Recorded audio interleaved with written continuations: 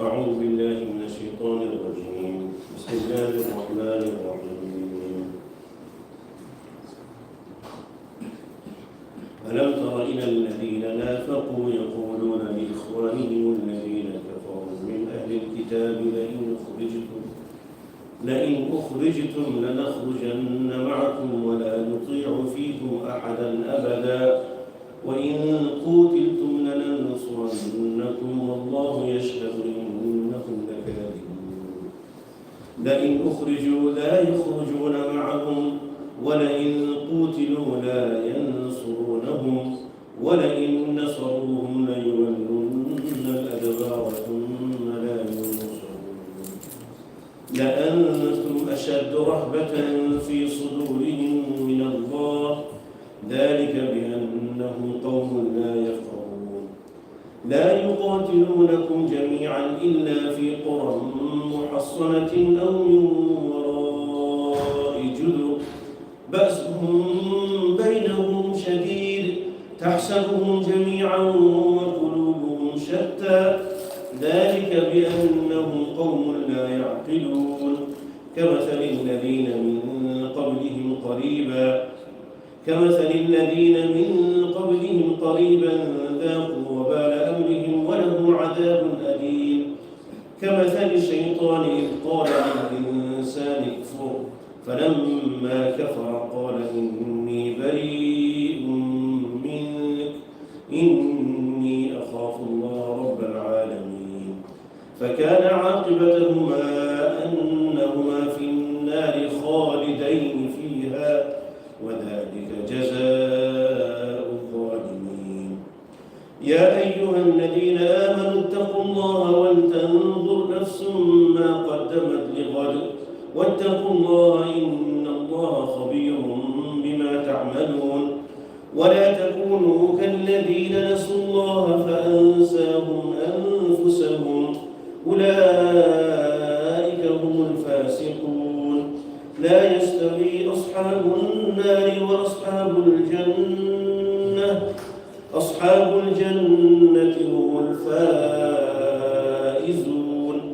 لو أنزلنا هذا القرآن على جبل لرأيته خاشعا متصدعا من خشية الله وتلك الأمثال نضربها للناس لعلهم يتفكرون. هو الله الذي لا إله إلا هو عالم الغيب والشهادة هو الرحمن الرحيم. هو الله الذي لا إله إلا هو الملك القدوس السلام المؤمن المهيمن العزيز الجبار المتكبر سبحان الله عما يشركون. هو الله الخالق البارئ المصور له الأسماء الحسنى يسبح له ما في السماوات والأرض وهو العزيز الحكيم. And with this, alhamdulillah, we will end the last verses of Surah Al-Hashr. So Surah Al-Hashr, we spoke about it. The ulama, this Surah Al-Hashr speaks a lot about Banu Nadir. Banu Nadir, I mentioned it before. Banu Nadir is a tribe that lived in Medina, and amongst the three other tribes, Jewish tribes that lived in Medina. The first tribe is Banu Qaynuqa, the second tribe Banu Nadir, and we are talking about Banu Nadir. In fact, Abdullah bin Abbas used to call Surah Al-Hashr Surah Banu Nadir. So this is Surah all about Banu Nadir. The whole Surah is Surah to Banu Nadir, because Allah speaks so much about Banu Nadir, and through Banu Nadir, Allah has given us a lot of commandments. And the third group was Banu Qurayza, Banu Qaynuqa, Banu Nadir, and Banu Qurayza. The first group that was expelled, they were told to be banished from Medina, was Banu Qaynuqa. Second group is Banu Nadir, and then comes Banu Qurayza. That's why I put it into this order. This surah is talking about Banu Qaynuqa. So we spoke about this surah already. Now here we're speaking about, Allah subhanahu wa ta'ala is talking about the hypocrites of Medina. When the Prophet ﷺ made his commandments, when the Prophet ﷺ, he said that Banu Nadir has to leave. The Prophet ﷺ said that Banu Nadir, they have to leave now. So the hypocrites, the munafiqeen of Medina, they went to Banu Nadir. Allah is talking about them now. أَلَمْ تَرَ إِلَى الَّذِينَ نَافَقُوا. O Prophet Muhammad sallallahu alayhi wa sallam, Allah subhanahu wa ta'ala is speaking to the Prophet of Allah, and through the Prophet sallallahu alayhi wa sallam is talking to us.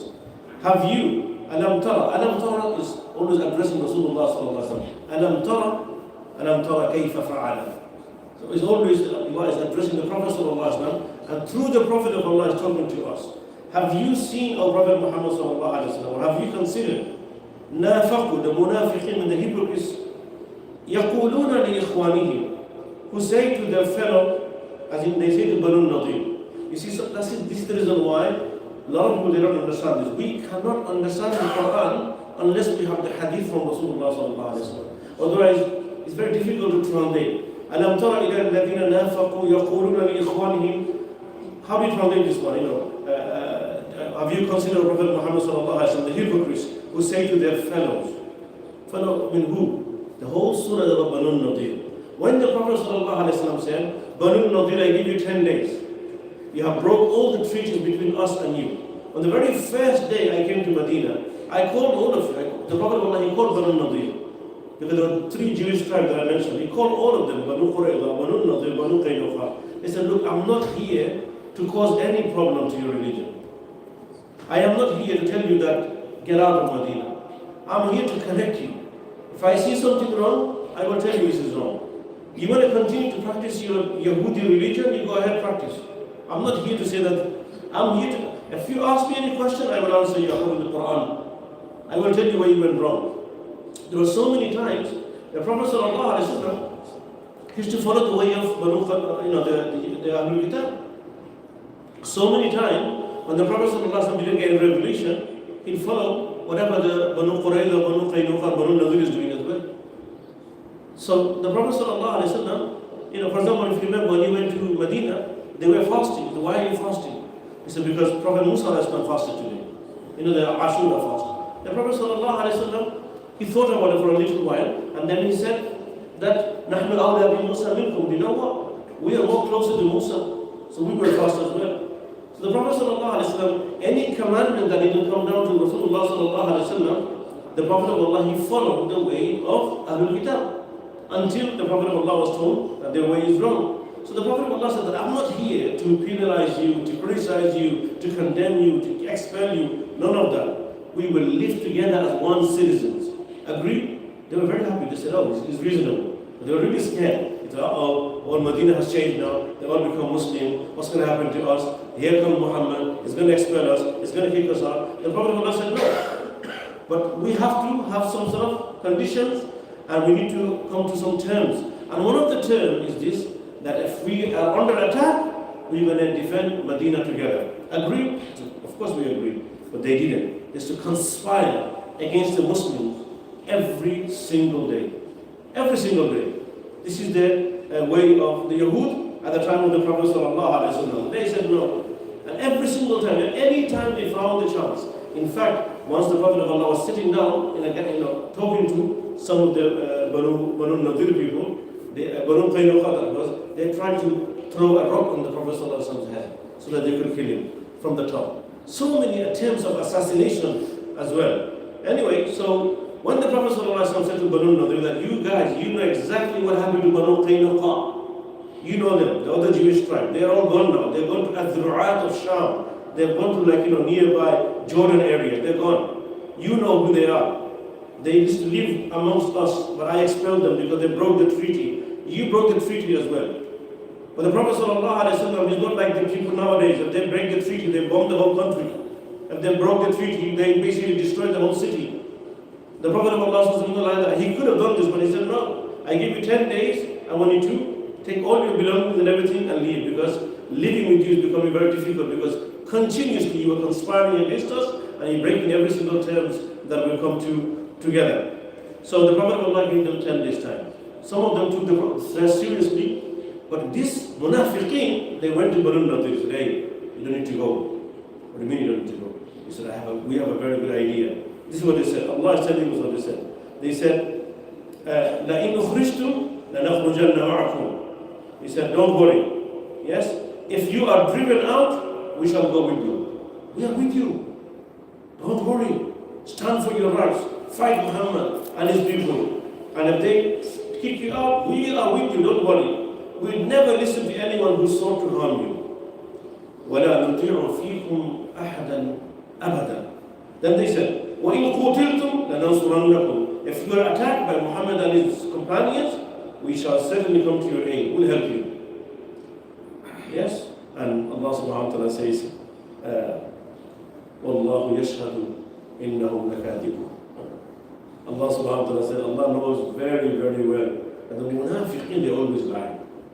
They have other agenda. The agenda is get them to fight more. They're not fighting the Muslims because they're pretending to be Muslim, you see. If you think why, the munafiqeen, they said, we are with you, we'll support you financially, we'll give you more manpower, we'll give you weapons. Don't leave Medina, continue to fight.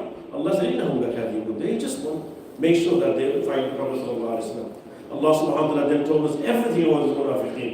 Allah said, لَإِنْ أُخْرِجُوا لَا يَخْرُجُونَ مَعَهُمْ. Allah said before this happened, He said, if they are driven out, they will not leave. These munafiqeen, they will never leave with them. Subhanallah, Banu Nadir, all of them have to leave. Every one of them. I spoke about it in my last class. But guess what? Not a single munafiq left. None of them left. They all stayed in Medina. Alhamdulillah, they would have gone, would be better for the Muslims of Medina. They would be free from all the hypocrites. But they not. That's why Allah reveals surah after surah talking about them. Surah Al-Munafiqun was revealed as well. إِذَا جَاءَكَ الْمُنَافِقُونَ قَالُوا نَشْهَدُ إِنَّكَ رَسُولُ اللَّهِ وَاللَّهُ يَعْلَمُ إِنَّكَ لَرَسُولُهُ وَاللَّهُ يَشْهَدُ إِنَّ الْمُنَافِقِينَ لَكَاذِبُونَ. So they used to say to the Prophet of Allah, yes, we bear witness that you are Muhammad, you are a messenger of Allah. But Allah subhanahu wa ta'ala said, they're lying. They don't say it with their heart, they just say it with their lips. And then Allah said that if they are driven out, they will never live with them. If they are attacked, they will never help them. Even if they did come to their aid, they will soon turn tail and flee. In the end, they will have no help. لَإِنْ أُخْرِجُوا لَا يَخْرُجُونَ مَعَهُمْ وَلَإِنْ قُوتِلُوا لَا يَنْصُرُونَهُمْ وَلَئِنْ نَصَرُوهُمْ لَيُوَلُّنَّ الْأَدْبَارَ ثُمَّ لَا يُنصَرُونَ. Allah saying that, oh Banu Nadir, learn from Banu Qaynuqa. They left and they were saying, you guys leave as well. Don't fight. Don't try to listen to this munafiqeen and say that you don't work fighters. It took the Muslims 3 to 4 weeks, by the way. You know, the Prophet Allah gave them 10 days. Yes, but actually the whole incident took, actually before the 10 days threat was given, 3 weeks the Prophet Sallallahu Alaihi Wasallam, the Muslim had to negotiate with them. Negotiate with who? They are very small in number. So it's only about 600 to 1,000 of them.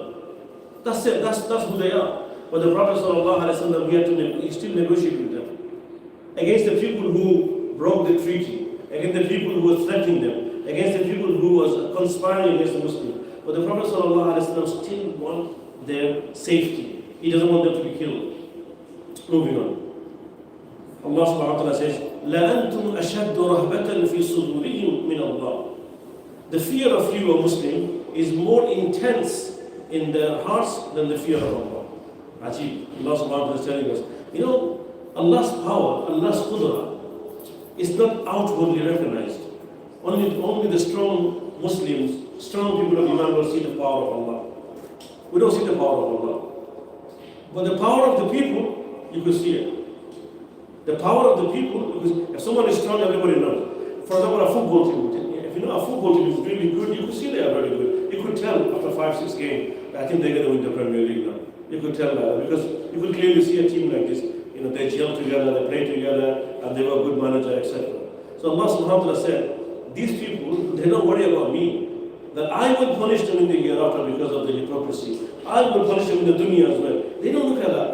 But you know what? They know that you, Muhammad sallallahu alaihi wasallam, you and your companions have now a good team now. So therefore, لَأَنْتُمْ أَشَدُّ رَهْبَةً فِي صُدُورِهِمْ مِنَ اللَّهِ. The fear of you, O believers, is more intense in their hearts than the fear of Allah. They don't fear me, Allah says, because they don't know about me. ذَلِكَ بِأَنَّهُمْ قَوْمٌ لَا يَفْقَهُونَ. Because they are people devoid of understanding. They have no understanding about Allah. At the same time, Allah is actually teaching us as well. You know the reason why we commit sins? Because we don't have understanding of Allah's power, Allah's qudra. Our power is very less. Our qudra is very, we don't understand the power of Allah subhanahu wa ta'ala. So once you have less understanding of Allah, then this is the reason why people commit sins. If you tell a child who doesn't know nothing about, nothing about a stone and a pearl, he's going to think both of them are stone and throw it away. He has no knowledge. To him, that's a stone and that's a stone. He's not going to know nothing about it. A child will grab a snake, for example, or grab a stone or a stick, because he has no understanding what the snake could do. So this is when you don't have knowledge of something, that's exactly what is Allah subhanahu wa ta'ala saying, that they fear you, they don't fear me. So don't worry, Muhammad, they're not going to fight you. All this talk of attacking and it's not going to happen. They're not going to do nothing to you. لأنتم أشد رهبة في صدورهم من الله ذلك بأنهم قوم لا يفقهون. Allah says, لا يقاتلونكم جميعا. Even united, they would never fight you. You see, you think Banu Qurayza, Banu Qaynuqa, Banu Nadir, and the Munafiqeen, they are all conspiring against the Muslims? You think they are all in one team? They're not. And even if they are in one team, they would not fight you, except, Allah says, إِلَّا فِي الْقُرَى مُحَصَّنَةٍ أَوْ مِنْ وَرَاءِ جُدُرٍ, except from within fortified strongholds or behind high walls. And the third one, even united, they would never fight you, except from within fortified strongholds or behind high walls. Allah subhanahu wa ta'ala says, بَأْسُهُمْ بَيْنَهُمْ شَدِيدٌ. There is much hostility between them. تَحْسَبُهُمْ جَمِيعًا وَقُلُوبُهُمْ شَتَّى. You think they are united, but their hearts are divided. You think the Munafiqeen and Banu Nadir, they are actually all united? No, they hate each other. The Yahud, Ahlul Kitab, they don't like the Munafiqeen. The Munafiqeen, they don't like the Yahud. But just now, for a common reason, they want to turn against you, they want to fight you. That's the reason why. بَأْسُهُمْ بَيْنَهُمْ شَدِيدٌ تَحْسَبُهُمْ جَمِيعًا وَقُلُوبُهُمْ شَتَّى ذَلِكَ بِأَنَّهُمْ قَوْمٌ لَا يَعْقِلُونَ. Because they are people devoid of reasons. Then Allah subhanahu wa ta'ala gives two examples of this, Munafiqeen and Banu Nadir. Two examples Allah gives. كَمَثَلِ الَّذِينَ مِنْ قَبْلِهِمْ. The example of Banu Nadir, the Jewish tribe, who broke all the treaties, and the Prophet of Allah told them that they need to leave Medina. Allah said the example of them, كَمَثَلِ الَّذِينَ مِنْ قَبْلِهِمْ قَرِيبًا. Like those who went just before them, i.e. Banu Qaynuqa. Banu Qaynuqa, they had to leave in second year after Hijri, said to you. Because again, they are the one who turned against the Prophet sallallahu alaihi wasallam. The Prophet sallallahu alaihi wasallam came back from the Battle of Badr, and he found out that these people are actually Banu Qurayza. So they were actually Banu Qaynuqa. They were conspiring. When he came back from Khandaq, he found out Banu Qurayza were conspiring. One by one, the Prophet of Allah told them to leave. He said that كَمَثَلِ الَّذِينَ مِنْ قَبْلِهِمْ قَرِيبًا ذَاقُوا وَبَالَ أَمْرِهِمْ وَلَهُمْ عَذَابٌ أَلِيمٌ. I mean, to remember Banu Nadir, what happened to Banu Qaynuqa? They have tasted the result of their conduct. They turned against the Muslims. They were conspiring against the Muslims. They broke all the treaties and the terms. And what happened? They were expelled from Medina. Allah says, وَلَهُمْ عَذَابٌ أَلِيمٌ. That's only in the dunya. In dunya they were expelled. But because they have done a lot of damage, because of them a lot of Muslims had to die in the wars and battles, because of what Banu Qaynuqa have done. وَلَهُمْ عَذَابٌ أَلِيمٌ. They will have a painful punishment in the hereafter. In the dunya, you can get away by harming people. In the dunya, you can get away by hurting people. You're not getting away in the hereafter. وَلَهُمْ عَذَابٌ أَلِيمٌ. Because in the dunya, Prophet Muhammad didn't punish you guys. You're very lucky. You're very lucky that you're not America. In America, they found one person guilty, bombed the whole of Afghanistan. We don't even know if he was guilty or not. Okay, this is what they do in America. They done it. They went to Iraq, destroyed whole Iraq. Till today, people are suffering. In America, they think they got away. British, they think they got away as well. They're very happy about it. If you speak to Tony Blair, he said, we made the right decision at that time. But he didn't find any weapons of mass destruction though. I know, but at that time it was a good decision. He keeps on saying that. Now I know it's wrong because millions of people have died, but at that time it was the right decision like that. And he think he got away. People like him, they think Allah says, no, وَلَهُمْ عَذَابٌ أَلِيمٌ. Anyone who causes disturbances to humanity, if they think they have got away, وَلَهُمْ عَذَابٌ أَلِيمٌ. Painful punishment awaits them. So Banu Nadir, they think Nothing happened to us. All is happening. We are moving from one area to another. We're okay. They were celebrating this. It's okay. And the Prophet of Allah was so merciful. He said to them, whatever you want to take with you. In fact, all the camels, they have so many camels. All the camels that you have, you could fill the camels, load the camels with all your jewelries and all your goods. Take whatever you want. Go ahead. Do it. He told them. So in fact, they think this is a victory for them because no one died, no one was killed. Allah subhanahu wa ta'ala says, fine, it's not finished yet. Just wait what happened to you in the hereafter.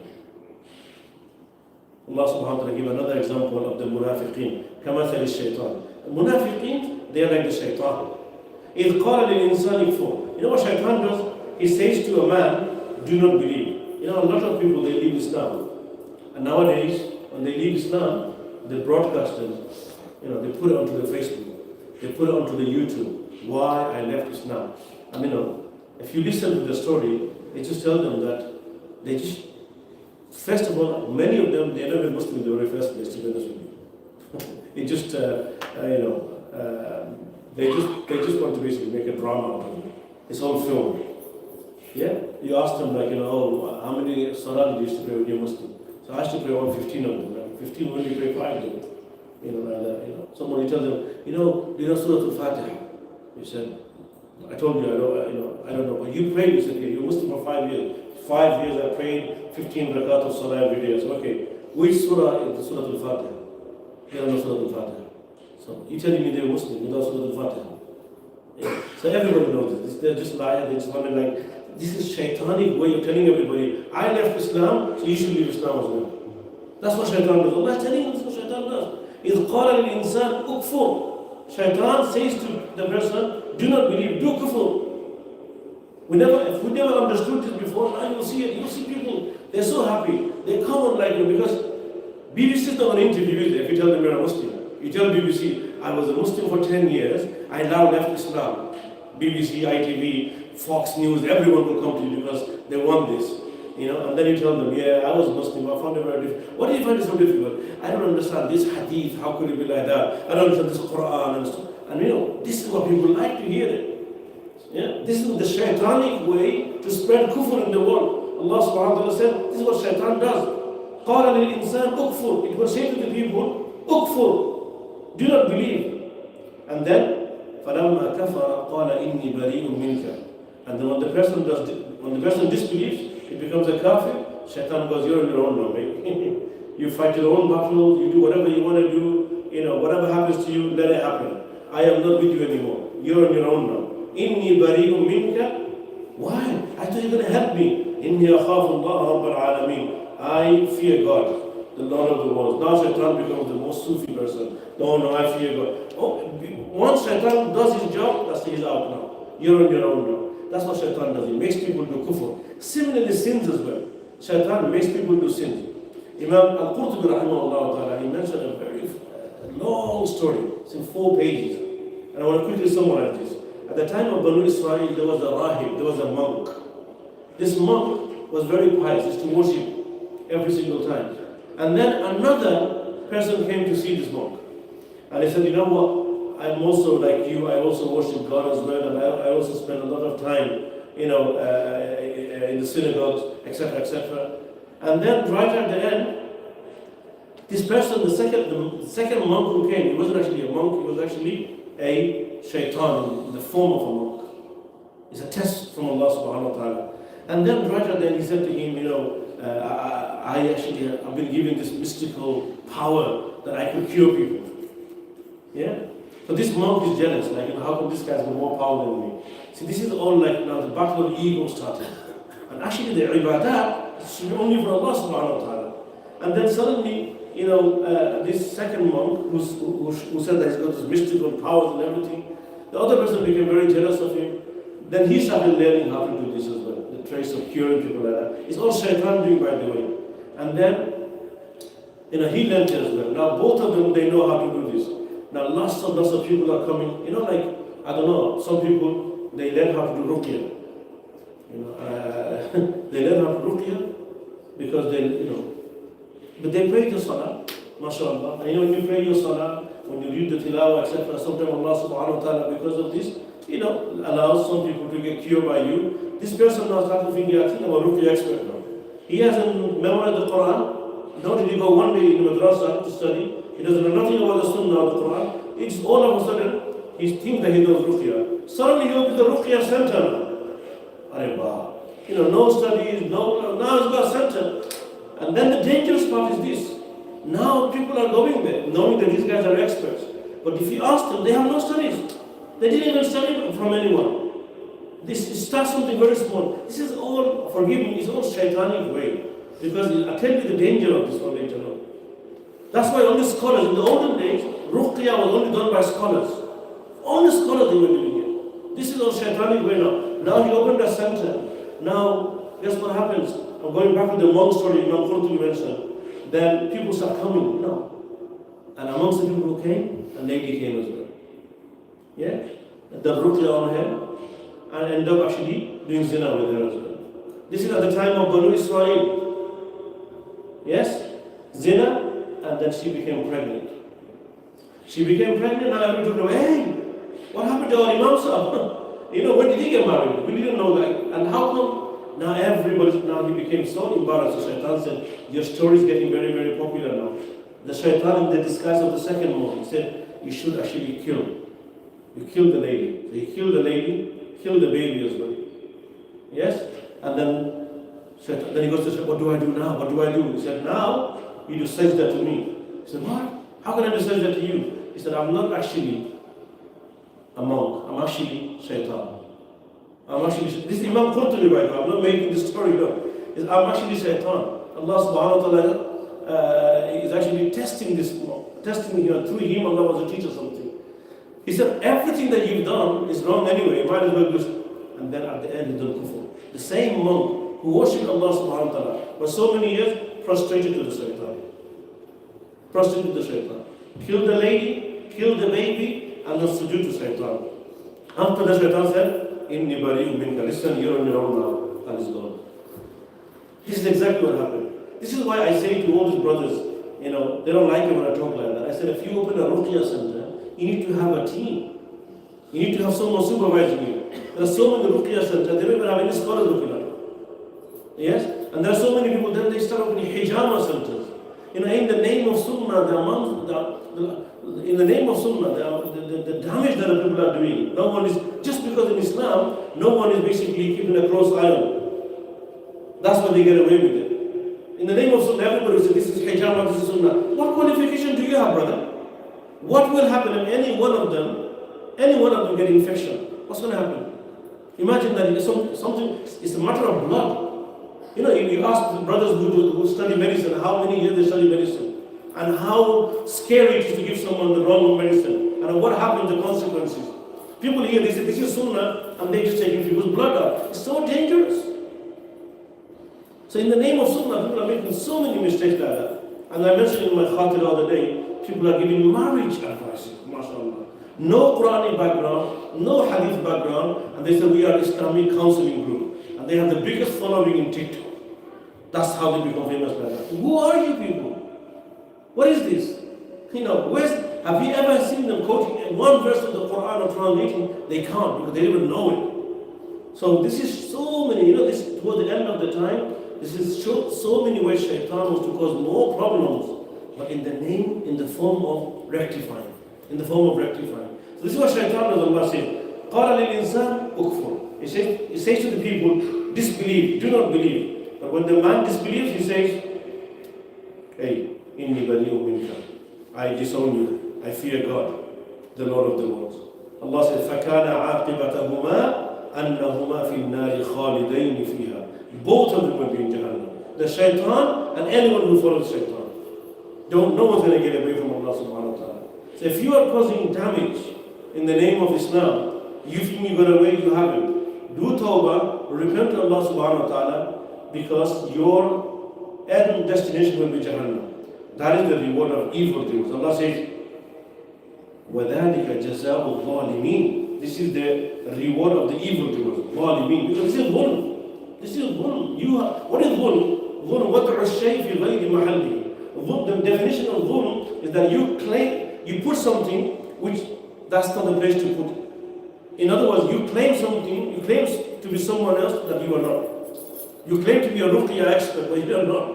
You claim to be a counselor, but you are not. You claim to be a scholar, but you are not. You claim to be a graduate. Imagine someone says that he's a doctor, but he's not. And the police finds out. He's in jail. We all know that. Nobody takes this with that. You would not find fake doctors opening a surgery. They can't open a surgery. You don't find fake doctors working in hospital. They have no qualification, but that's only in films. In real life, that doesn't happen. People are fake doctors like that. But there are so many fake experts that you find in our religion. Why? Because you don't have any scrutiny. You cannot get away from Allah subhanahu wa ta'ala. وَذَلِكَ جَزَاءُ الظَّالِمِينَ. But I say, this is a shaitanic way. This is Shaitan's way of causing misconception and destruction in the community. Moving away. Then Allah subhanahu wa ta'ala, after talking about so much about hypocrites and munafiqeen and Banu Nadir and Banu Qaynuqa, Allah is addressing the believers now. Ya ayyuha alladhina amanu taqullaha wal tanzur nafsun ma qaddamat lighad. Oh, you believe, be mindful of Allah subhanahu wa ta'ala, and let every soul consider carefully what it sends ahead for tomorrow. By tomorrow, it means Yawm al-Qiyamah. Ajib. Allah subhanahu wa ta'ala says, are you ready for tomorrow? Are you ready for tomorrow? Means, are you ready for Yawm al-Qiyamah? Why did Allah say Yawm al-Qiyamah is tomorrow? The day of judgment is tomorrow. Li ghadin, Allah subhanahu wa ta'ala. Why is it called ghad? Ghad means tomorrow. For three reasons. Number one, because ghad basically means tomorrow. So you know that after today, tomorrow is coming. After today, tomorrow is coming, so you are ready for it. Second reason is that tomorrow is very, very close. Everybody knows that it is very, very close. And number three is that it is certain.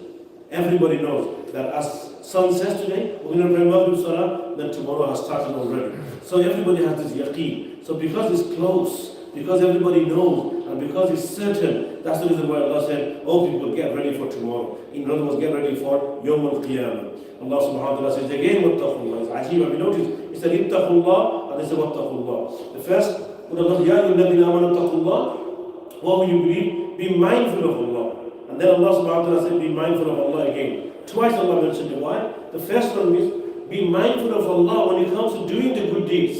And the second time it said, wattaqullah, be mindful of Allah when it comes to doing the evil deeds. First one is when it comes to good deeds, do it for Allah. When it comes to evil deeds, be very careful, Allah is watching you. Inna Allah khabirun bima ta'malun. That's what Allah says. Allah is well aware of everything that you do. وَلَا تَكُونُوا كَالَّذِينَ نَسُوا اللَّهَ. Don't be like these hypocrites. Don't be like these munafiqeen. Don't be like Banu Nadir, Banu Qaynuqa, Banu Qurayza. Don't be like those who forgot Allah subhanahu wa ta'ala. فَأَنْسَاهُمْ أَنفُسَهُمْ. Allah subhanahu wa ta'ala caused them to forget their own souls. You know, these people, they are people of the book. These are Ahlul Kitab. Allah gave them Torah. They have Zabur. They have Torah. They have Injil. They have scriptures in front of them. Still, they didn't care about Allah. They cared about their own selves. فَأَنْسَاهُمْ أَنفُسَهُمْ. أُولَٰئِكَ هُمُ الْفَاسِقُونَ. They are rebellious ones. لَا يَسْتَوِي أَصْحَابُ النَّارِ وَأَصْحَابُ الْجَنَّةِ. There is no comparison between the inhabitants of fire and the inhabitants of paradise. Allah subhanahu wa ta'ala's promise of Jannah, لَا يَسْتَوِي أَصْحَابُ النَّارِ وَأَصْحَابُ الْجَنَّةِ. Never ever compare yourself with the people of Jahannam. The people of Jahannam, the people who in the dunya who are disbelievers, they might have good life according to your understanding. They probably have lavish life, lavish lifestyle, luxurious lifestyle. They probably got everything, and you're probably dreaming of getting all of that. Oh, I don't have the car like them. I don't have the Bugatti. I don't have the Ferrari. I don't have the Lamborghini. I don't have this and that. Yeah, but don't ever think that Ashabul Nar and Ashabul Jannah are equal. لا يستوي أصحاب النار وأصحاب الجنة. أصحاب الجنة هم الفائزون. If somehow you could do sabr in this dunya, inshallah, in this temporary dunya, and you worship Allah subhanahu wa ta'ala, you could look after yourself and iman, then guess what? You can make it to Jannah. أصحاب الجنة هم الفائزون. The people, the inhabitants of paradise are the successful ones. Then Allah give an example of His Quran. Do you want to understand, O Muslims, the book that you have amongst you, the Quran that you read, the Quran that you have memorized, the surah that you have in your bosoms, do you know how powerful it is? Allah give an example of that. Now أنزلنا هذا القرآن. Hypothetically speaking, if the Quran was revealed to a mountain, لَرَأَيْتَهُ خَاشِعًا. You would have seen it humble and split apart in its own of Allah. And the Quran was revealed on a mountain, and the mountain will be turned into pieces. من خشية الله وتلك الأمثال نضربها للناس لعلهم يتفكرون. We offer people such illustration so that they may reflect. The Quran is so powerful, subhanAllah, that if the Quran was revealed on a mountain, the mountain would break into pieces. But yet we are carrying this Quran. We have the Quran. We listen to the Quran. We read the Quran. Allah is telling us the power of revelation, the power of His wahi. So we acknowledge it and we respect it even more and understand the power of wahi. Then Allah subhanahu wa ta'ala is teaching us these beautiful names. We are so lucky that Allah teaches us. He teaches us how to remember Him, and Allah introduced Himself to us so that we could call His name. Huwa Allahu alladhi la ilaha illa hu. He is Allah. There is no God but Allah. Alimul ghayb. He is the one who knows what is ghayb, hidden. Wa shahada, and that what is open. Huwa ar-Rahman ar-Rahim. He is the Lord of mercy and the giver of mercy. Huwa Allahu alladhi la ilaha illa hu. He is Allah, there is no God other than Him. Al-Malik. Allah is the King, the controller. Al-Quddus, the Holy One. Meaning Allah subhanahu wa ta'ala is pure from any defects. As-Salam, the source of peace. Our Prophet sallallahu alayhi wa sallam used to pray salah. Says, Assalamu alaikum wa rahmatullah. Assalamu alaikum wa rahmatullah. And he would not change his position. He will remain in his position, the way he prayed his salah, until the Sahaba they heard him saying, Allahumma anta as-salam wa minka as-salam tabarakta ya dhal jalali wal ikram. And then he would turn around, the Prophet sallallahu alayhi wa sallam. Until then, he would remain seated.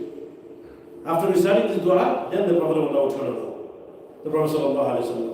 Allahumma anta as-salam. Oh Allah, you are the source of peace. Wa minka as-salam. And peace comes from you. Tabarakta ya dhal jalali wal ikram. The Prophet would also make this dua. Blessed is your name, O Allah, and majesty is you. You recite this dua after every single salah. The Prophet alayhi salatu wasalam. And so he is as-salam. Al-mu'min. Al-mu'min has two meanings. One is the believer. So al-mu'min, if it comes to human being, then they are the believer. But mu'min, what is attribute of Allah subhanahu wa ta'ala, is from the word aman, the one who grants security. From amana yuminu wa amanahum min khawf. Allah subhanahu wa ta'ala grants security from fear. So from amana yuminu iman fahuwa mu'min. Mu'min means a believer. That's for human being. We are all mu'minun and mu'min. But when it comes to Allah, one of Allah's names, then we say that is the grantor of security. Al-Mu'min, Al-Muhaymin, guardian over all. Allah is watching all of us. And Aziz, the Almighty. Al-Jabbar, the compeller. Al-Mutakabbir, the truly great. Allah subhanahu wa ta'ala is Mutakabbir. Mutakabbir comes from the word Kabir. Kabir is only Allah subhanahu wa ta'ala. None of us could claim to be Kabir. That's why someone says, sometimes there's a hadith the Prophet ﷺ says, that Allah subhanahu wa ta'ala says, Al-Kibriya'u ridai, wal-'azamatu izari. Al-Kibriya'u ridai, wal-'azamatu izari. That greatness is my cloak, and majesty is my trouser. فَمَنْ نَازَعَنِي فِيهِمَا قَسَمْتُهُ وَلَا أُبَالِي. If anyone takes my cloak and my trouser away, then I will break his back. Meaning that azama, greatness and majesty belongs to me. Never ever say that you are the greatest. Never ever claim that you are the greatest, because you're lying. If anyone say that he is the greatest or she is the greatest or I have all the power, Allah said, I will break your back. Allah is al-Mutakabbir. Mutakabbir basically, why Islam, kibr is haram, showing off is haram. Because you're pretending to be someone that you're not. You're saying that I'm this, I'm that, you're nothing. Only one who deserves to be called Mutakabbir is Allah. Mutakabbir means to say that you are big. Allah is Mutakabbir, He is big. Allahu Akbar, He is Akbar. But you telling people that I am the greatest, I am the biggest, I'll beat you, I'll do this to you, you're nothing. You're lying. That's why Allah subhanahu wa ta'ala doesn't like anyone who does that. Mutakabbirin, dislike by Allah Azza wa Jalla, because He is Mutakabbir, Al-Mutakabbir. Subhanallahi amma yushrikun. Allah subhanahu wa ta'ala is far above anything they consider to be His partner. Subhanallah, Allah subhanahu wa ta'ala is above from all the attributes when they attribute anything to Him. Subhanallah, I want to mention something very quickly to you. This verse here is ajib. When the Muslims in the 3rd century, 3rd Hijri by the way, I'm talking about 1200 years ago, 1200 years ago approximately, Muslim, they went to Qurtuba. Abdul Rahman al-Dakhil, he built a masjid called the Masjid of Qurtuba, the Cordova Masjid. In this masjid, 40,000 people used to pray Salah. 40,000 people. The masjid in Qurtuba is still there, you can Google it. So in this masjid, 40,000 people used to pray Salatul Jummah. And when Abdul Rahman al-Dakhil was there, Qurtuba was the capital city of the entire Al-Andalus. Firdaus al-Mafqud, our lost paradise. Qurtuba was the Markuz al-Ilm, the center of knowledge and ulama. It's a small city to be honest with you, over 3,000 masjid was in Qurtuba. 3,000 masjid, and Allah knows how many madrasas and maktabas were there. So they built this beautiful masjid. But as you all know, when Qurtuba collapsed, fell, the masjid was taken and it was turned into a cathedral. Till today it's a cathedral. And obviously, they put statues and all sorts of stuff inside there now. But the mihrab is still there. So when you go there, there's lots of shirk going on everywhere.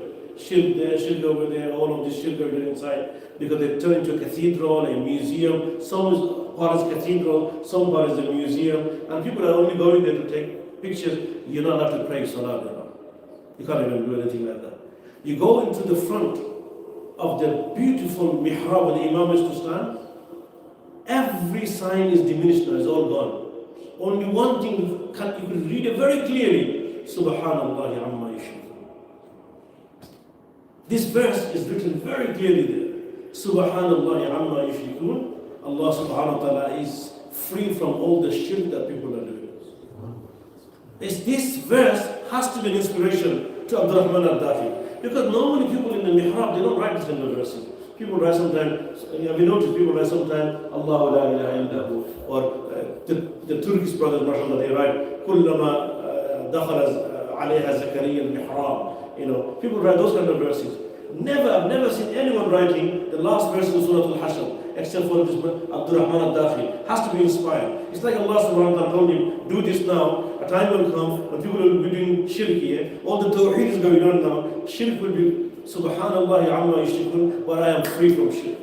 And it's still there. And I just looked and said, Allahu Akbar. All the shirk going on here, and the mihrab is telling everybody, Allah is free from all your shirk. So subhanallah, I have some few brothers with me, we visited, I told everybody, spread out into this masjid and read much Quran as you can. Go over there and read Quran, everybody spread out, read Quran, do tasbih and dhikr and everything like that. Before we get out, we went at least 1,000 dhikr, inshallah. In this 1 hour that we're going to spend, we're just going to remember Allah. This mihrab and then walls, they used to hear the cry of Allah. They used to hear the sound of Allah. And today all this is going on. We need to do a lot of dhikr before we get out. Inshallah, Allah subhanahu wa ta'ala will give us back this masjid once again. Bi-idhnillahi azza wa jalla. Subhanallah amma yushrikun. Huwa Allahu al-Khaliq al-Bari al-Musawwir. Allah subhanahu wa ta'ala is the creator, al-Khaliq. Al-Bari is the originator. Al-Musawwir is the shaper. Subhanallah. Allah is such a shaper that Allah subhanahu wa ta'ala yusawwirukum. Allah, He shapes us. Fi butuni ummahatikum, when we are in our mother's womb. In our mother's womb, Allah is putting the nose where it should be. Allah is putting our eyes where it should be. Allah is putting our fingers into our hands. And Allah is putting, all the limbs in His parts. Yusawwirukum. This is how Allah subhanahu wa ta'ala, He shapes us. But some people, they're not happy with this one. So they said, I need to change myself, I'm not happy with the way God created me. I need to do something. I think I'm a girl stuck in a man's body. I think God got it wrong. This is the signs of Qiyamah that we're living now. I have a choice. No, you didn't have a choice. No, I have a choice. I have a choice, A time will come, I know you're going to laugh at me. You will see this one. Before the Qiyamah, someone's going to have the nose on the back of the head. Can you please, the nose is bothering when they have the food. Can you just take it there, it'll be more better. I want to look different. I want to look different is the motto of the Zamana. Some will say, I think one eye is enough. I don't think I need another. Let's take one out only. People will come out with these ridiculous things like that. They're not just happy with what Allah has given them. This is the Zamana that we're living. Allah was so weird. Allah said to you, are you questioning Allah? Al-Musawwir, Allah subhanahu wa ta'ala has made you in the most beautiful way that Allah subhanahu wa ta'ala, anyone could make. Allah made you. Lahu al-asma'ul husna. To Allah belongs all the beautiful names. يُسَبِّحُ لَهُ مَا فِي السَّمَاوَاتِ وَالْأَرْضِ. Everything in the heavens and earth glorifies Him. Why Allah is telling us this? After He introduced all His names, He says, everything in the heavens and the earth glorifies Him. So that we join in as well. You join in as well. Everything in the heavens are glorifying Him. Everything in the earth. Don't think only human lives in the earth. There are so many creations of Allah. الطير مجده. Even the birds are glorifying Allah subhanahu wa ta'ala. البحر كبره. Even the sea is glorifying Allah subhanahu wa ta'ala. والحوت ناداه. Even the fish in the sea are singing in the name of Allah subhanahu wa ta'ala. All the creatures are remembering Allah azza wa jalla. So if everything is praising Allah subhanahu wa ta'ala, سَبِّحِ اسْمَ رَبِّكَ الْأَعْلَى, then you also should glorify the one who is the lofty. So Allah subhanahu wa ta'ala says that يُسَبِّحُ لَهُ مَا فِي السَّمَاوَاتِ وَالْأَرْضِ. Everything in the heavens and earth glorifies Him. وَهُوَ الْعَزِيزُ الْحَكِيمُ. Allah subhanahu wa ta'ala is Almighty. Aziz, Almighty. Al-Hakim, the wise. Aziz basically means Allah could do whatever He wants to do. No one can question Him. And Hakim means everything He tells you to do, everything He commanded you to do has hikmah.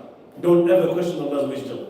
So in Salah, there's hikmah. In Hajj, there's hikmah. In Zakah, there's hikmah. In fasting, there's hikmah. In giving sadaqah, there's hikmah. Everything that Allah has commanded us to do, there's hikmah, means there's wisdom behind it. Sometimes we know this wisdom, sometimes we don't. But what do? آمنا وصدقنا. We believe and we do it. سمعنا وأطعنا. This should be our motto, that we hear and we obey. Because the Ahlul Kitab, they say سمعنا وعصينا. We hear and we disobey. May Allah subhanahu wa ta'ala make us one of those. الذين يتبعون القول الذين يستمعون القول. Those who listen to Allah's words فيتبعون أحسنه. And they follow that what is better. May Allah subhanahu wa ta'ala make us one of those who listen and obey, inshallah ta'ala. And not like those who listen and they disobey. آمين. أقول قولي هذا وأستغفر الله. سبحان الله بحمده. سبحانك اللهم وبحمدك. أشهد أن لا إله إلا أنت. نستغفرك ونتوب إليك.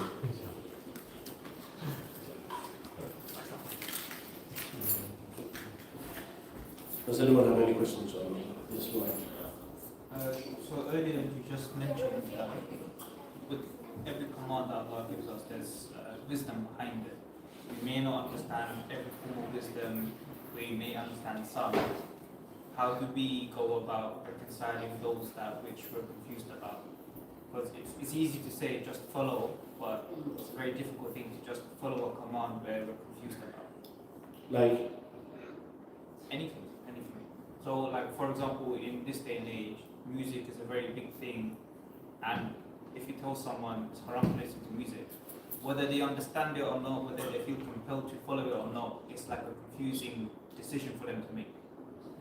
No, so when I said that there are every command of Allah subhanahu wa ta'ala, there's a hikmah behind it, I'm talking about the direct command from the Quran, not in subsidiary issues, not in music and smoking and stuff. These are all subsidiary issues, basically. These are all secondary issues that there are some opinions of scholars there.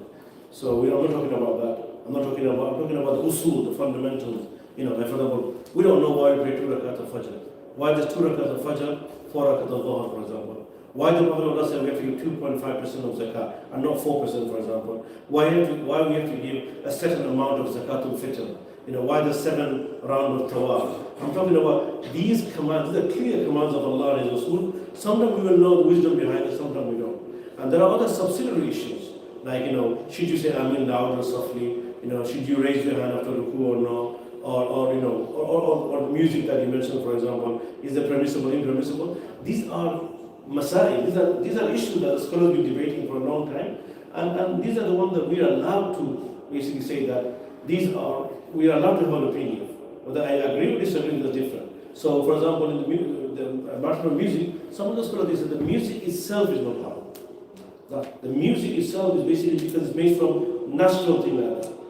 Music is haram because of what it contains. Like every single people who goes into music, then it comes with the whole package. You see. It's not just music, it comes with nudity, it comes with drugs, it comes with alcohol, it comes with free mixing, it comes with intermingling, it comes with it comes with neglecting Allah's command, which is the most. People become obsessed. They go to this concert and that concert, buy this CD and that CD. They're all just nodding their head like they're in their own world. They just completely, they leave it alone and they neglect the command of Allah subhanahu wa ta'ala. Music comes with backbiting, music comes with people hurting one another. The whole lyrics is all about swearing and abusing and references of sex, lots of sexual references in music, in the modern day music like that. Because of this reason, the ulama is haram. Otherwise, if it's free from all of that, there are some scholars who said that it's actually permissible. And that's the reason why there is actually a difference in there. Nowadays music, it will be impossible to say haram because of all the reasons I mentioned to you. It's everything about that. And once you get into this music, this side of that music, people are not going to get up. So that's why the ulama, they said, they said that it's all haram. Otherwise, there's this opinion about music. It's been debated from the 2nd century. In Andalus, when the Muslims settled down, there was a scholar called Ibn Hazm, rahimahullah. He's written long treatises on this one, actually, on the whole music, etc. But they used to have something called strings. I don't know if you know the strings. So they used to have they're very soothing. I'm not promoting this here. Very soothing, like the umara, the khulafa. So they used to basically play the strings. But the lyrics used to be all Arabic poetry. Like for language and promoting language and someone asked Aisha radiallahu anha, what's your opinion about poetry? She said, kalam. Poetry is all speech. Hasanuhu hasan, qabihuhu qabih. Beautiful answer, she said. She said, the good words is good and the bad is bad. So, the lyrics she spoke about again. He said, if the lyrics is good, the words is good, then it's fine, listen to it. If the lyrics is bad, then you're allowed to listen to it. So Sharia this is what it is. So when it comes to music and songs, in Andalus time, for example, they were listening about poetry, it's about history, sometimes we're talking about references about Surah, like Nasheed that we have, those kind of things. And Ibn Hazm allowed it, rahimahullah ta'ala. Yeah? People, they read Ibn Hazm's fatwa and they think the modern music is haram now. I mean, that's a completely different thing now. Modern music is all what Ibn Hazm was talking about has nothing to do with the modern music. Yes, please. Anyone else have any other questions? Sorry, before this, I've never really heard of Ruqya. I don't know what it is. So, Ruqya, I never planned to say this when this came up. Ruqya is basically, Islamically is permissible. Is that Ruqya is basically, you could say that Shari'i medicine is a Sharia way of curing someone, treating someone, by reading Quranic verses and reading du'as from the hadith of the Prophet ﷺ. That's called Ruqya. Okay? So Ruqya basically, if someone is ill, there are certain verses that you could recite, inshallah. But the Quran is shifa. Shifa'un lima fi sudur. Allah subhanahu wa ta'ala has revealed the Quran. وَنُنَزِّلُ مِنَ الْقُرْآنِ مَا هُوَ شِفَاءٌ وَرَحْمَةٌ لِلْمُؤْمِنِينَ. The verse of the Quran is shifa, is a cure. So the Prophet ﷺ, in his time, there was a Sahabi called Abu Sa'id al-Khudri radiallahu ta'ala. He was passing by a town, and the head of the town, he was bitten by a scorpion or a snake. So Abu Sa'id al-Khudri radiallahu ta'ala, someone said to him that, who is the Amir here? They pointed to Abu Sa'id al-Khudri. He said, our leader has been beaten. Okay? He's been bitten by a snake or a scorpion, and he's hurt and looks like he's going to die because the poison is spreading all over his body. Can you do something about it? So Abu Sa'id al-Khudri, he went, and he just started basically, he said, I don't know nothing about it.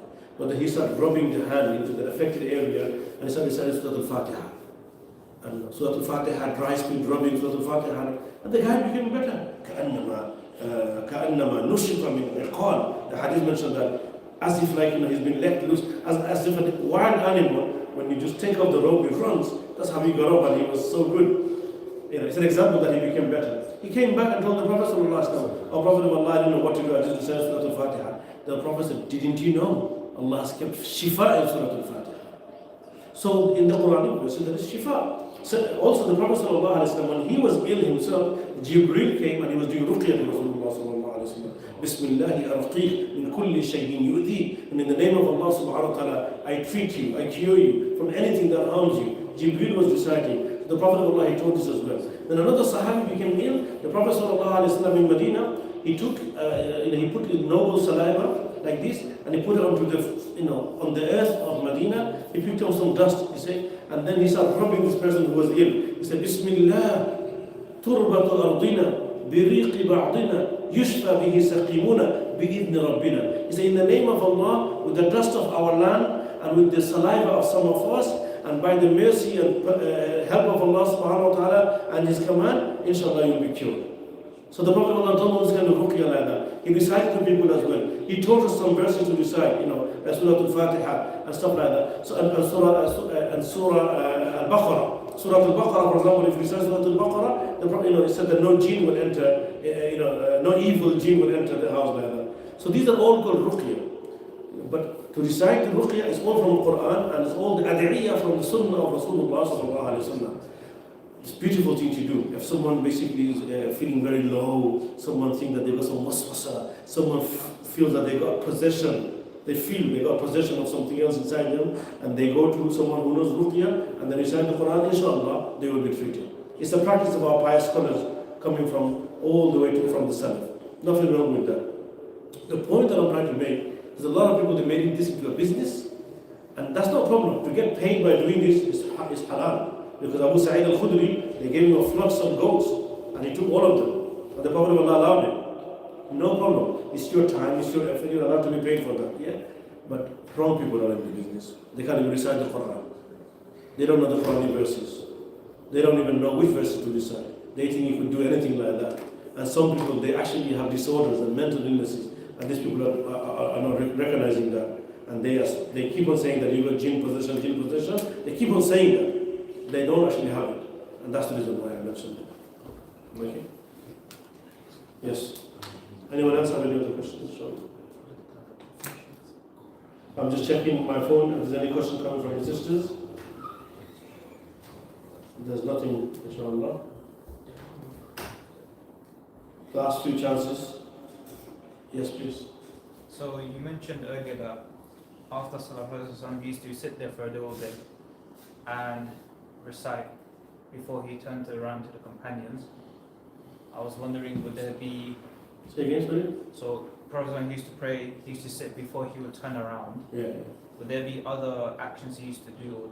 After turning around, he would say the tasbihah, subhanallah 33 times, alhamdulillah 33 times, Allahu Akbar 34 times. Some of the Prophet sallallahu alaihi wasallam would say, Qul huwallahu ahad, Qul a'udhu bil falaq, Qul a'udhu bin nas. Some of the Prophet of Allah would say, Allahumma la mani'a lima a'tayta ad-du'a, wa la mu'tiya lima mana'ta, wa la yanfa'u dhal jaddi minka al-jadd. Sometimes we said ayat al-kursi. Some of the Prophet of Allah would recite other du'as as well. Imam al-Nawawi has written a whole book of Kitab al-Azkar, and Azkar ba'da salah, Azkar ba'da salah is so many, he has gathered all of them. Nobody reads them. People, they want to do, they want to do the Imam. No one wants to learn all this. They think that if the Imam does it, then it's all fine. People sometimes get very upset with me if I don't make dua after salah. So I say to them, after salah, me and you, our connection is finished. It's you have to decide. But you want to rely on me now. Mujhe sab kuch karna hai. I got to do everything like this. Now it's your turn. Assalamu alaikum rahmatullah, assalamu alaikum rahmatullah. You are disconnected. If you want to go, you go. You want to stay, you stay. But people are waiting for the Imam to raise his hand like that. We don't have to raise the hand like this. But you got to do all of the stuff. The Prophet of Allah said, Sahaba, some of them, I don't want to say majority, but many of them will sit after Salatul Fajr until the sun rises. That's like an hour sometimes. Imagine what they do inside. So many, they will do all the tasbihat and all the dhikr and tilawah and everything like that. Now everybody used to have mushaf back in the day, all from the memory. They would do mudhakara. Abu Hurairah would sit there and go over all the hadith that he memorized. Because he needs to narrate. It's like lesson preparation. All Quran and hadith, everything used to happen for 1 hour like that. We just want to go. No problem, you're allowed. It's not sin to leave straight away after salah. But do some dhikr and tilawah. Take 2 minutes, something like that. Some brothers straight away after salah, they'll get up and they want to go, and there are people, our masjid is very small. That, if they were to just 1 minute of dhikr, because they go there and they wait 1 minute. They're waiting until they finish the salah, because you can't go in front of them. That 1 minute, you sit down and do. There are lots of du'as, inshallah. We used to have a banner here, I don't remember. We used to have a banner here, it said, Azkar, all the du'as after the salah. All the tasbihah, everything is written there. It's at the bottom now, I think the space is gone because of the member came. Otherwise, to have it at the front. Maybe we should bring that back over again, inshallah. We should have it somewhere, isn't it? he is downstairs somewhere folded up like that. We used to have it, so you can see all, mashallah, a beautiful work is done, I think by Ummah Welfare Trust. Yeah, and they gave references as well of all the hadiths. So that's just one part. There's more part like that, you know. Basically, you're allowed to do anything as well. You're allowed to do any other dhikr as well. After you finish all the sunnah on that, you're allowed to make any dua. Now you can make your own duas as well. If you raise your hand, you make your own dua. Duas are accepted at this time. So it is, you know, the Prophet of Allah didn't say don't make dua, and make dua. But we just want, the imams have to do is we go home. That's the wrong, that's a wrong impression, wrong understanding that we have.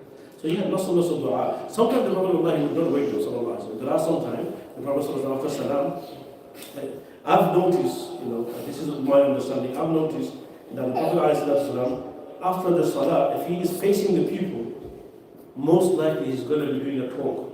It was his body language with the companion. If he's facing the people, that means he's going to say something. Sometimes the Prophet, after salah, he will face towards the right. That's his body language, that after he finishes masnoon, dua and dhikr, he's going to go home now. That's his house just there. The door is there. So that means anyone who wants to talk to him, they will understand that I think the Prophet is busy now. Sometimes you not even face them or you face towards the left. That means the Prophet of Allah is going to, that's the exit door. That means he's going to go out, maybe to visit someone, or maybe he's going to Baqi, or the graveyard is. Or maybe the Prophet of Allah has got something, some business, some shopping or anything like that. Sahaba is to get this. So that's the Prophet of Allah. Three things to do. Sometimes to face the people, that's most of the time. And sometimes to face the house, to go home. And sometimes to face. There are times the Prophet of Allah, straight after Salah, he got up and went. So, you know, so there are times as well. The majority of the time, he would face the crowd like that. He'll say something, say a few words like that. And Sahaba, they used to wait. Every day, like revelation. Something probably happened last night. The Prophet of Allah mentioned. You know, so this is the reason. That's his body language. The Prophet of Allah. But he used to do a lot of ad'iyah, a lot of athkar. And that's how we go to learn all the athkar. That's how we learn all the dhikr of the Prophet. Yes. So ختم ضمة السلام ومنك السلام تبارك ذا الجلال والإكرام. One is facing Qibla. Yes. Then he would turn and he would do the adhkar. But facing the people. So that's the Imam. Yeah, that's the. So the Prophet of Allah, Allahumma anta as-salam wa minka as-salam, facing the Qibla. And then he would turn around and he would do the remaining adhkar. Subhanallah, alhamdulillah, Allahu Akbar, or any of the other adhkar by facing the people. This is what Imam An-Nawawi mentioned. Yes, Fadal. Shaykh, following to all ahadith you mentioned, after you finish Salah as an Imam, is there any Sunnah? Okay, I'll make it clear. When you finish Salah, do we have to wait for you till you turn to us, then we leave, or till you stand and you leave? Yes, it's very difficult. I haven't read anything like this. The Prophet, there's a hadith comes in my mind, the hadith of Dhul Yadayn we have. Once the Prophet of Allah was reading Salat al-Asr, and after he instead of reading 4 rakat, the Prophet of Allah led 2 rakat.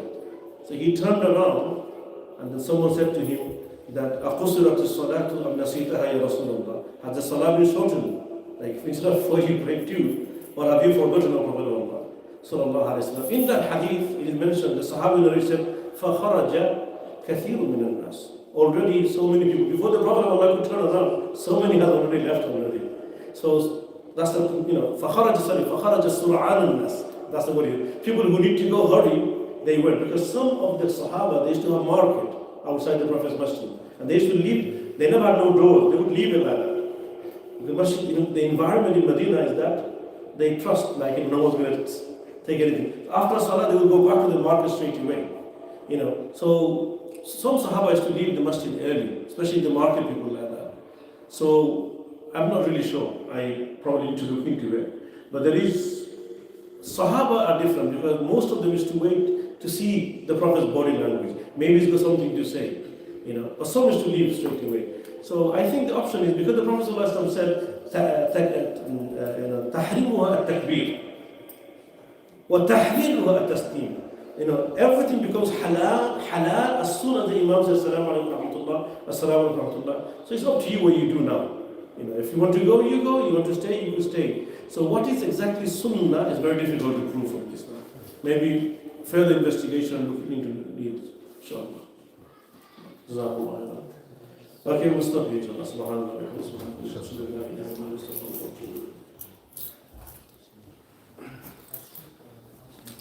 Salam.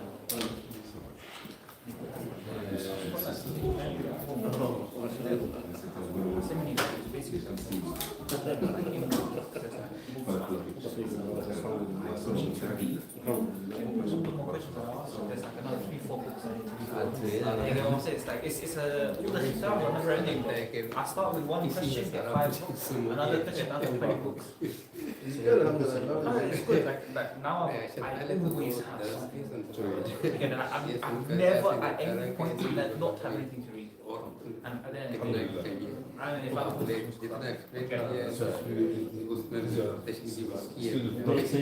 Yeah, that's it. Follow the proper. And the proper route is before reading books, the Quran first.